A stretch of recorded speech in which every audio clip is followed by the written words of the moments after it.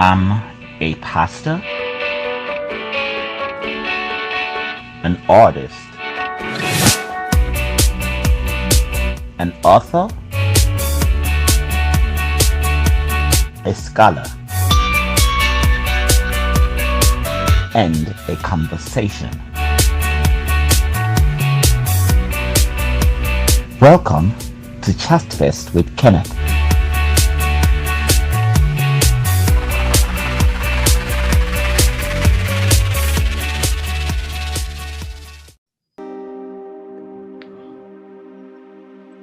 Hello, and thank you for joining us for the first edition of ChatFest with Kenneth. So my guest today, his name is Lulu Anthony, and I was gonna introduce him and kind of give a brief overview on him, but you know what? I'll let him do that by himself. He's an adult. He can tell us more about himself.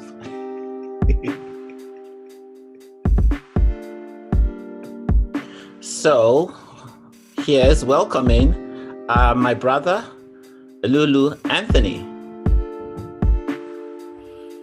Brilliant. And here's Lulu Anthony. Hey. Hello. Hi. Wow, you're looking very youthful. Am I? With all the grays? Okay, let's pretend the grays is not there. Yeah, so I'm youthful apart from the grays, yes? Yeah, okay, let's admit that. You're youthful apart from the grays. So honestly, I don't feel like I've aged one bit. I think it's a thing. Yeah, apart from those things, I don't really feel, I still feel 22, 23-ish. Oh, that's great. Since we are bringing up age then, that's how you feel. And what are we? Well, let's carry on for now. You brought it up. So. Let's carry on. At least the white beards will give me away, so they'll know I'm not exactly a young lad. Okay, you're not a spring chicken. So, for our viewers, do you want to tell us a little bit about you? Where are you? Who is Lulu Anthony? Okay, my name is Lulu. Everyone knows me as Lulu. Lulu Anthony is just basically my what's the word? Your stage name? Your professional name? I don't know if artist name. Stage name. Yes, artist name preferably. But everyone knows me as Lulu. I'm basically a singer / songwriter, a Christian at heart, a dad, a husband. What else? Basically, just a guy who loves God and who. Oh, you're also an ex-boy bander. Who's very keen on the music, and I've been doing it for a couple of years. I'm sure other things will come out as we, we converse. But I always like to keep it simple. At the end of the day, this human experience, we all go through it. That's true. I just happen to have the gifting to be able to sing and basically do other things. But I guess the music is what I'm known for the most. Okay. So it's fair to say that I'm a singer / songwriter. Okay. Yes. So how did you become a singer songwriter? How did you? Okay, yes, people say, "Oh, I just opened my mouth and this melody came out." Oh, is that your story? You just opened your mouth and you knew you could sing, and the gift of music was just there.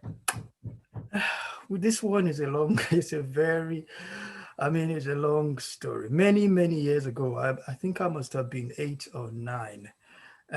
I basically used to sit by the radio. I'd sit by the radio and just listen to the songs of the time. And basically, over time, I would sing along. I realized at that age that I knew how to hold the note. So I've always known that I've had the gift of music. But I think it was when I got born again, around about 1994, is when I started to literally use it for that purpose. it became just the go-to place for me to express the experience of salvation at the time. Obviously, I've listened to all kinds of music. Music from the 90s were basically the core of what I listened to. So you're a 90s But boy. yeah, so when I got saved, it was pretty much just the next place to go to. And as I began to do it over time, I realized, hey, this is really very powerful here. And I really started to focus on it from that point on.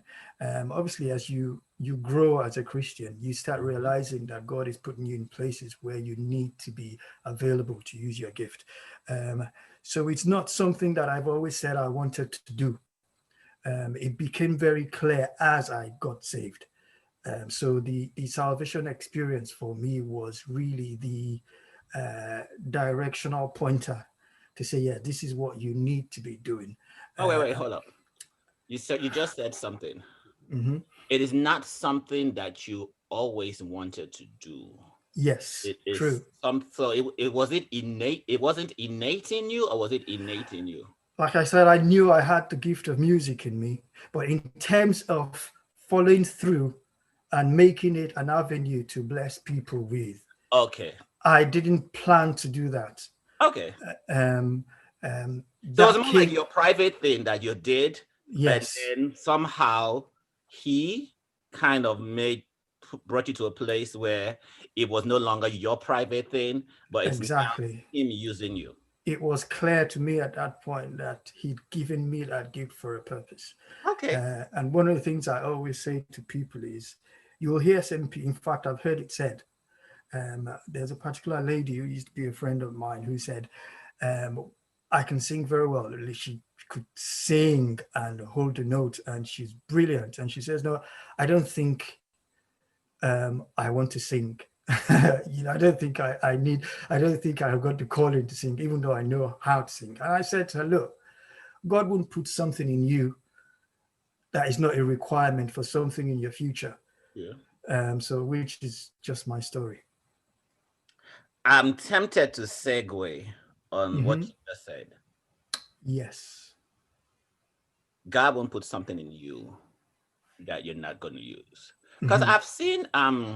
I've seen situations where you have people are who are awesome singers, right? Mm-hmm. And somehow they morphed from singing to become preachers and teachers.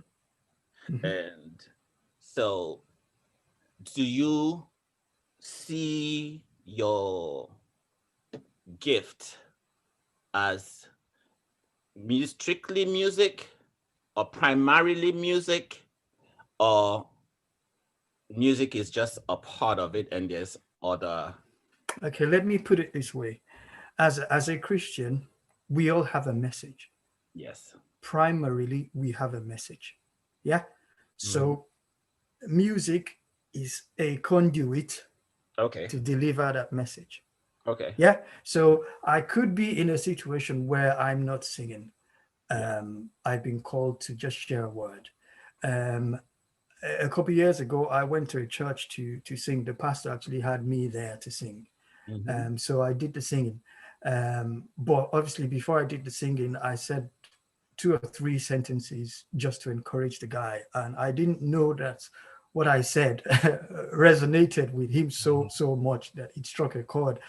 So I finished singing, and he said, "Hey, I need to get you back here to to minister to us again." And then he said, "Not just singing this time. I want you to share a word with us." And in my head, I'm thinking, well, where did he get that from? So you Uh-huh. see, sometimes God will put you in a place where you transform, where you morph, but it's about the message. I think the Okay. music is the conduit to carry that message. Okay. So whether it's me speaking, whether it's me singing, I just think it's more about the message. I could be doing anything. I could be telling a joke that has a message, but it's Mhm. essentially, as a Christian, the core of us is that we have a message to share. Okay. So I know I kind of joked about this earlier on, and you kind of side What stepped was that? What did you when say? I What was it? said, "Oh, you're a boy. You're an ex-boy bander." Mhm, mhm. So I remember you were in a quartet, if I'm not mistaken. Was it a quartet or a I, quintet or I've, trio? I've morphed from different groups. So, it, PC, my, Was it PC or okay, let me give you the story. So, I got saved in '94, um, whilst I was in Edo State University, Ekboma. and where is Edo Uh, State? Edo State is in Nigeria. For those who are listening from every other part of the world, Edo State is in Nigeria. So And I'm where are you basically now? I'm in Wolverhampton, England, which Okay. is basically in the Midlands. Okay. So I got saved in 1994 in Edo State University, and I started a fellowship there, or I attended a fellowship there where I began to use my gift. And I was in a group with my elder brother and I think three or four other guys. So that was like the first sort of place where I was singing in a group. But then You guys when learned how to harmonize and do all that good stuff. yeah, I mean, so when I came back in holiday after school, my first time in Church of God Mission, I remember that afternoon when when the Archbishop said, "If you want to join the choir, come out now." He would do that all the time. He You did. know, on this particular day, he said, "If you want to join the choir," so myself and my friend Anahuro, which you probably know his face. He lives in the UK here at the moment. So we both sort of got up and we joined the choir there. And then joining the choir also meant I would meet other people, Mm-hmm. and then started to sing a lot. And then on, I think it was the Archbishop's birthday at one point, where we did a song, but it was between me and a couple of other guys.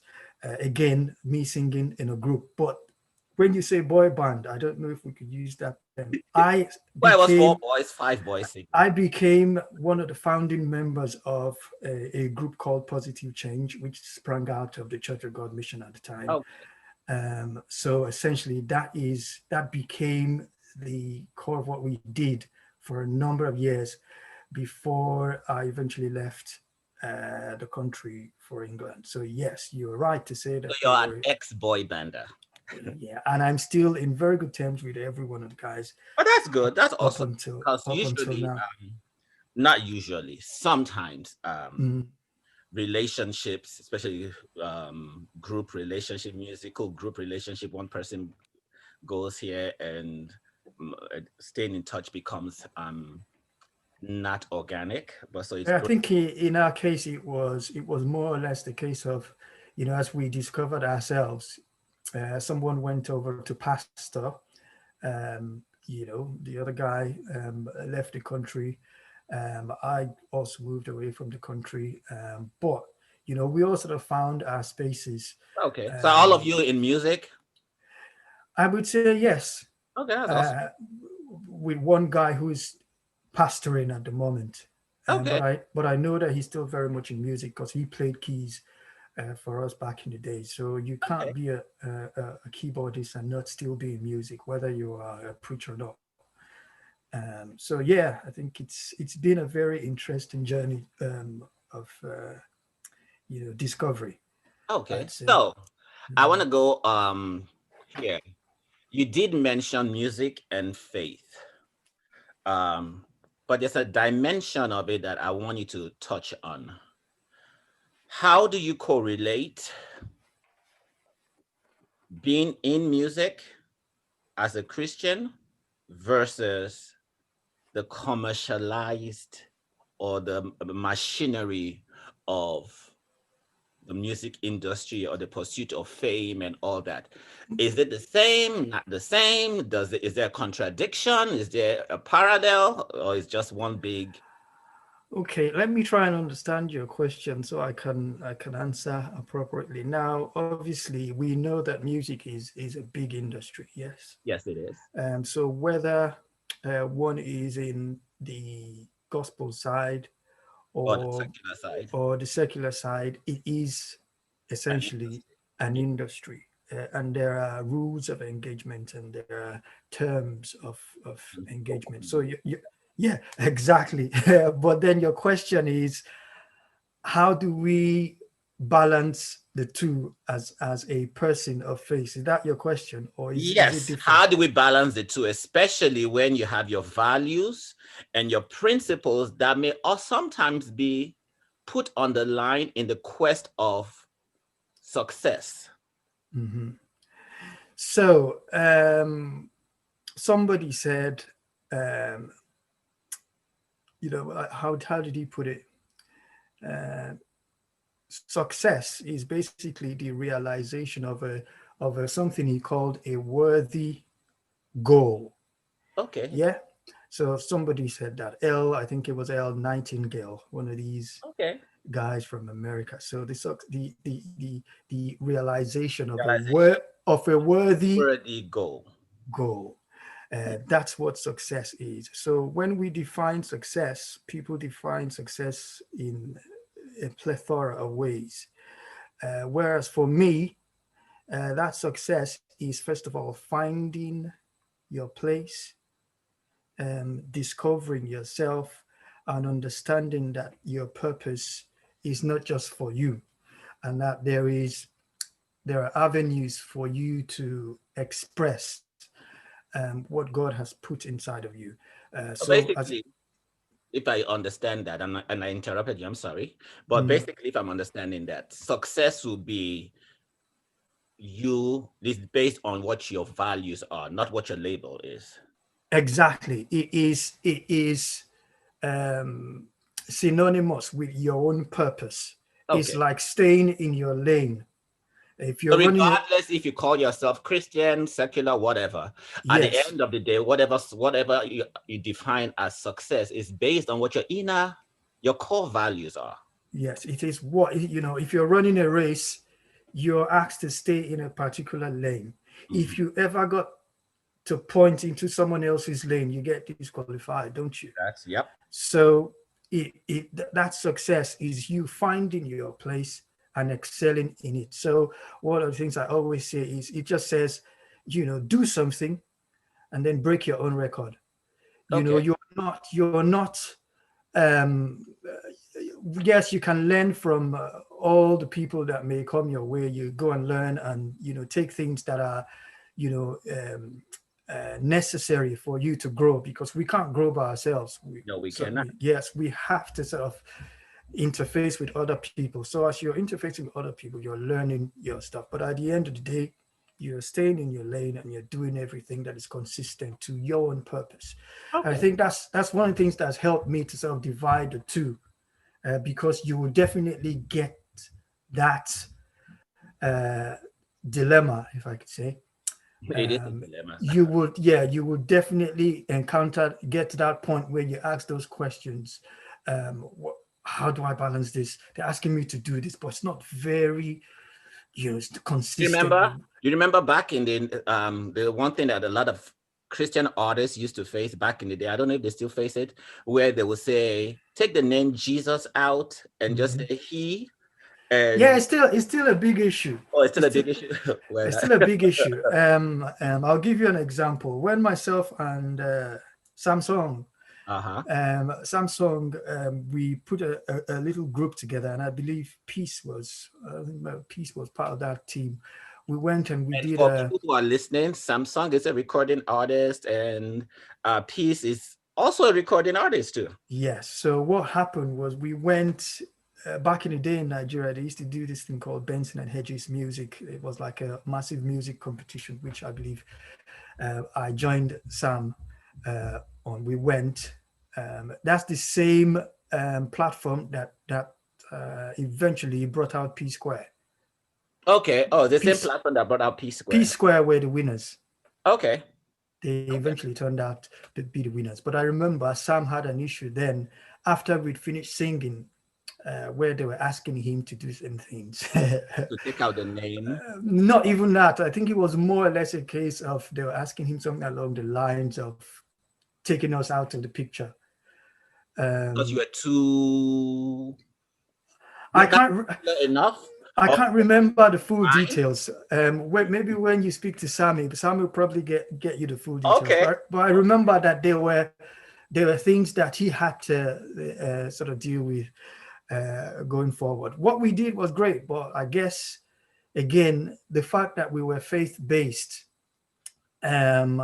it has a way of separating you, which is and actually the way it's supposed to be. it's exactly the way it's supposed to be. It's like I've always said, people always compare Kirk Franklin and then Michael Jackson all the time, because they say, oh, Kirk Franklin is, this big guy in the gospel side, and Michael Jackson is this. And I said, look, Kirk Franklin's always kept the integrity of his lyrics.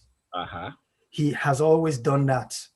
Regardless of his personal journey and struggles, he's always kept the integrity of his lyrics. You didn't listen to Kirk Franklin without knowing where his stance was, or what he was about, or what. There was no ambiguity about his message. Honestly, like I said, I'm going to be informal. My son is here at the moment. 2 minutes. Let me just sort him out. Let me sort him out.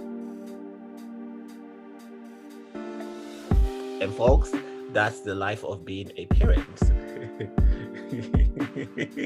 His son just showed up to interrupt, to get daddy's attention. I guess I could tell him to sneak his son into the shot, but then his son would probably take over the interview. So while we're waiting on him, okay, so we're back. And let's see, so who would you say your influences will be? Musically. Oh yeah, musically. Okay, so let's go back in time. You love going back in time. Back in time before I got saved. What's the word? And the word. Yeah, so when you're talking about influences, there is a lot of influences, whether that's secular. Are you musically eclectic because of your myriad of influences? I would say so. But what I'm doing at the moment is I've put all of that into what I do as a musician. Now, I listen to everything from back in the day. The Jacksons were big for me. Okay. You have a Michael Jackson-ish voice. So the Jacksons were very big for me. Stevie Wonder also was from back in the day. New Edition. Okay. Yeah, I can hear Ralph Tresvant. Were a big part. And then in the 90s, Boys to Men, Sean Stockman, One Year Morris, those guys, Brian McKnight. So if you think of me, I got the Whiners. No, I've not gotten there. Oh, okay. I'm coming. I'm taking you on a journey. To time. But when I got saved, at the point when I got saved, commissioned were big for me. That was a turning point in my life. So my singing, my writing, I sort of patterned after commissioned, after Mitchell Jones, after Fred Hammond, Marvin Sapp. Also the Winans too were big for me. So John P. Key was also a big part of my coming up. And then more recently, Jonathan McReynolds. Okay. I started to listen to a lot. But essentially, I'm a commissioned head. So everything. So you're all things commissioned. Yes, and Fred Hammond. Everything commissioned. Every music they ever made. Everything from The Winning Side, 1984, that album, all the way to Time and Seasons, which was 2000. Have you been in concert? Have you seen them in concert? At least I've watched them via Facebook when they did the concerts last year, but I haven't been live in a concert with them. But so that would be your dream collaboration. I would probably think so. Apparently, Mitchell Jones and his missus are on my friends list. Can you say, okay? Can you, while this is, can you say anything? You want to send a message, and who knows which of them might watch this? What would you say to them if they were watching this? Well, I would like to say thank you to the likes of Mitchell Jones specifically for allowing God to use the gift that they had to bless someone like me, because like I said, it was the turning point in my life. I listened to all kinds of secular music, but once I encountered commission, it was like, hey, That was your revolution so these guys exist like the this. musical And revolution. exactly. So I'm going to say thank you to all of them, Fred Hammond specifically as well, for putting out what they put out. They've been a huge blessing to how I write, to how I, how I structure my songs, even how I deliver my songs. They've been a great part. Just to say thank you to them for saying yes to God, to actually chase their dream and their vision in the way that they did. So speaking of music, we've been talking about you being a musician and all. Tell us about your how did you get into being an independent recording artist? You are an independent recording artist, right? Definitely so, yes. Okay. So So, how many songs do you have out? When was the last song you had out? How did your journey? okay, so in 2006, I collaborated with a friend back in Port Harcourt. Where's Port Harcourt?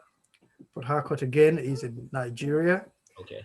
So I collaborated with a friend and a couple of other guys, and was part of a 17-track album. Wow.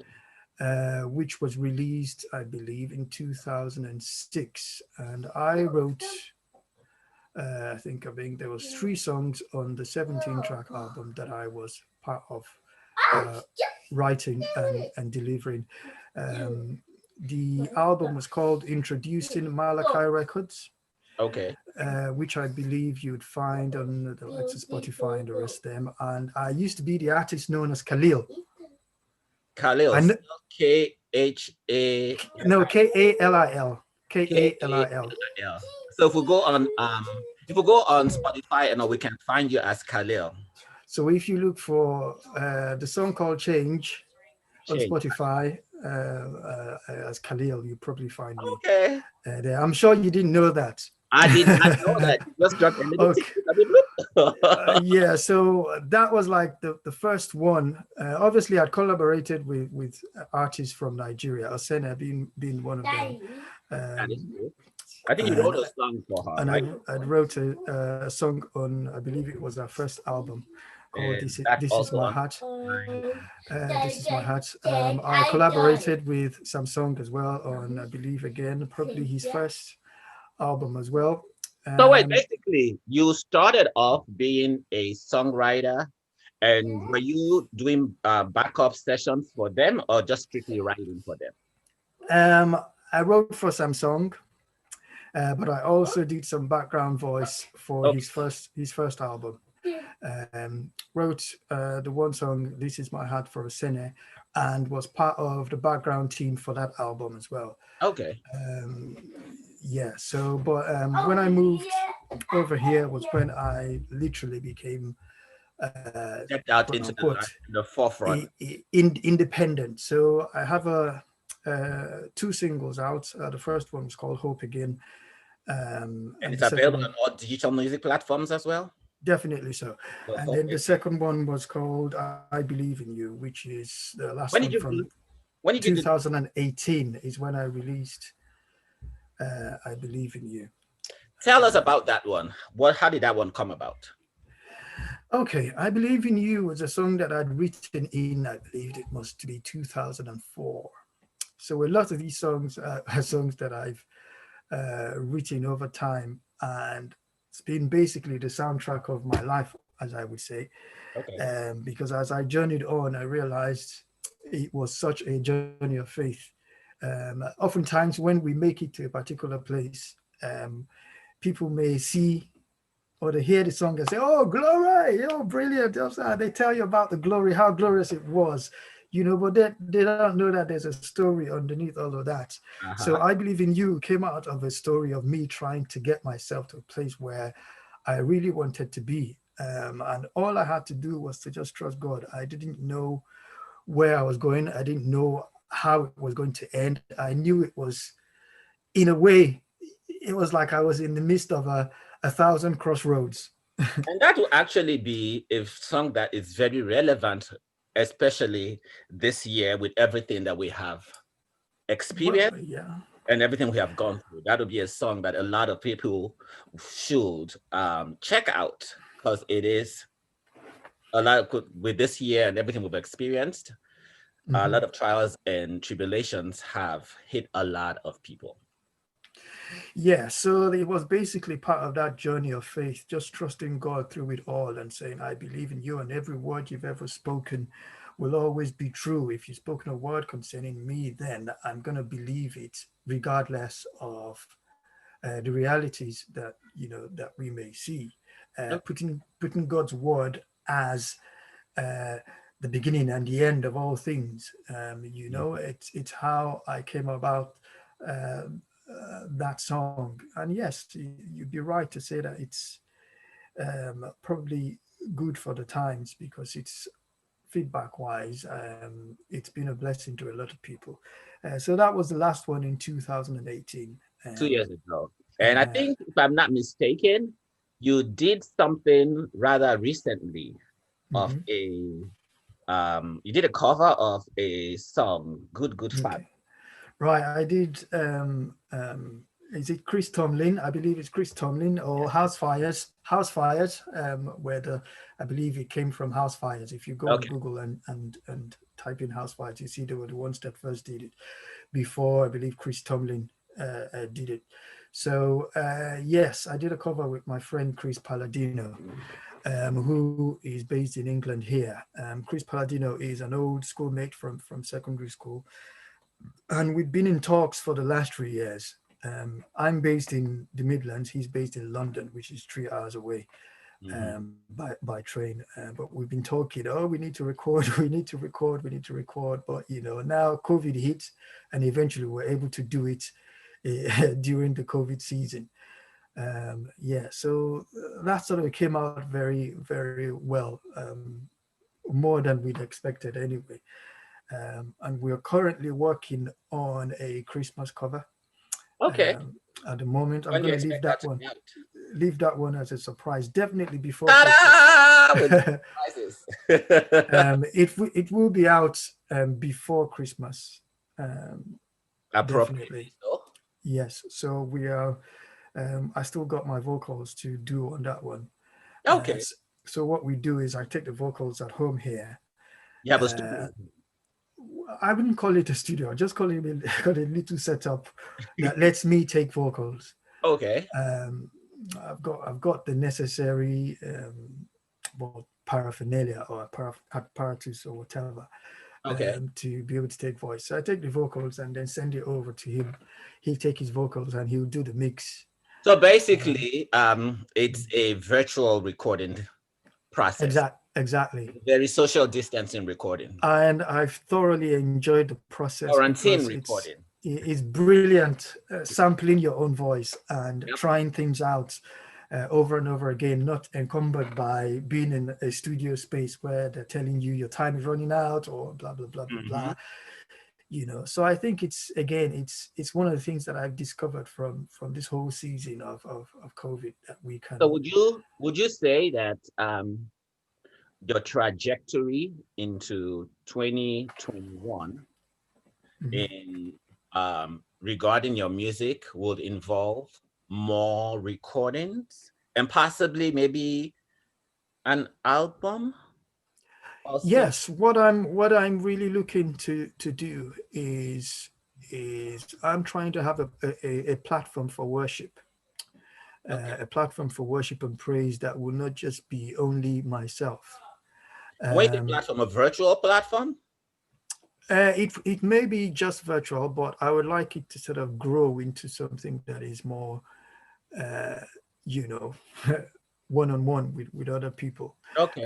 I think that the constraint at the moment is COVID. COVID. So hopefully next year will be a lot better, and it will give Amen to us that. uh, Amen to that. the space to be able to be together again. But I have a couple of friends here who we've been talking, We really want to have a platform where we can spread worship and praise, and really share part of the way that I like to do worship and praise, Okay. to put some of me into it, and some of all I've The flavor. gleaned over the years. Okay. I think that there is power in the declarative, being able to declare who God is and what Mhm. He does. And, someone said, you're touching heaven and changing earth, so we want to be able to allow God use us to bring that heavenly atmosphere here. Okay. Let your will be done on earth as it is in heaven, I think. So we want to use music and worship and praise as the conduit to allow that atmosphere to take place here on earth. So I'm trusting God that God will make a way, Okay.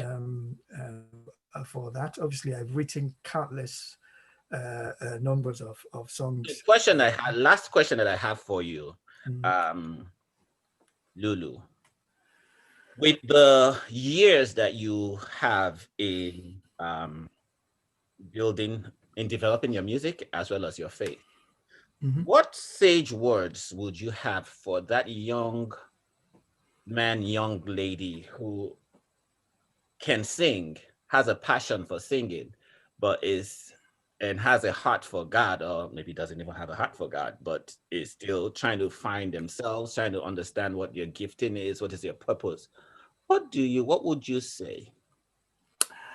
Okay, let me use myself as a prime example. The first thing that I had to do, as a person who discovered that there was that gift of music, was, what is the message?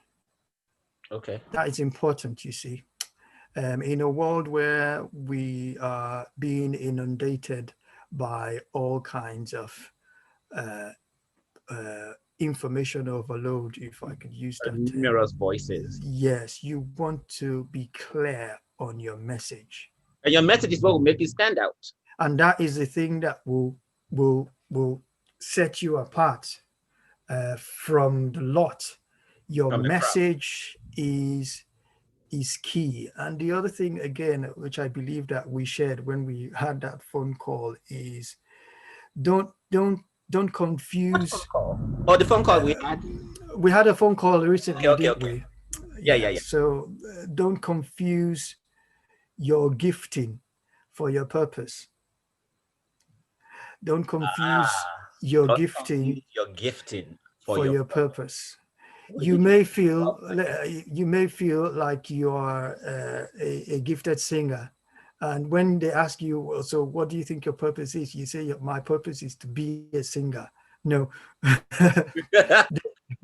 there is a huge difference between you just singing and what your purpose is. Mhm. Your purpose is the effect, the after effect of what happens after you've used your gift. I like, I like So this is what God said to me. He said, "You are an encourager." So if music is the avenue your for conduit. you, yes, the avenue for you to be an encourager, understand that your purpose is to be an encourager. Mhm, Reason why you need to have a good message. mhm. So music then becomes the conduit again to share that message of encouragement to the world. Wow. So to the young guys out there, understand what your message is. Don't confuse your gifting with your purpose. They're two different things. And to understand that there are a lot of voices that will try to shape you into a certain thing. Um, but you need to find your own space Mhm. and understand that there are people tied to your purpose. We're not called to save the world, the whole world. We're called to a number of people. Mhm. What people are doing most times is they're trying to please everybody. You really can't please everybody. um, Well, thank you very much. And Brilliant. it was a pleasure speaking with you, getting to know more about you. And thank you. Have more information about your music that you have out. We'll have it in the dialogue section, or whatever you want to Mm-hmm. call it, of Mm-hmm. this conversation. And as always, it's a pleasure to see you, mate. Oh, I like to say, yeah, hello, mate. You all right, mate? Mate. I would say, what's up? Yes, thanks very much. I really appreciate the, the opportunity to be able to share again. Like I say, I don't take it for granted. I know this has been a long time coming. But what I'm trying to do at the moment is trying to put myself out there a bit more. That's all you And can do. yes, and just You're not allow waiting God for to, some yes, conglomerate machinery to show up and open the door and give you a red carpet. No, you ex- step out and you go. exactly. And you just never know who is listening. Like I said, I did say that I got Mitchell Jones from Commission as Mitchell Jones, hey, if you're watching this, yeah, my boy. I mean, he became a Facebook friend a number of years ago, and I remember posting a video that we did when we sang somewhere here in England. And as I was looking through the comments, I realized Mitchell Jones had put a comment under there, to which I said, "Wow, you just never know who is listening." Who is listening? That is true. So at the Absolutely. end of the day, we all have to just do what we need to do and allow God do what only He can do. Amen, my Um, brother. thank you again, Kenneth. I really You're appreciate welcome. it. You have a wonderful day. All right, man. God bless. God bless. And that was the conversation with Lulu Anthony. And we're going to have all his information out, his social media, and all that will be on the website, and links to his music, titles of his music. And thank you. And do not forget to please like, subscribe, comment, share with your network. And we appreciate you. Oh, and also support. Hey, support is always needed in any way possible, financially and all. Thank you very much. And this is ChatFest with Kenneth.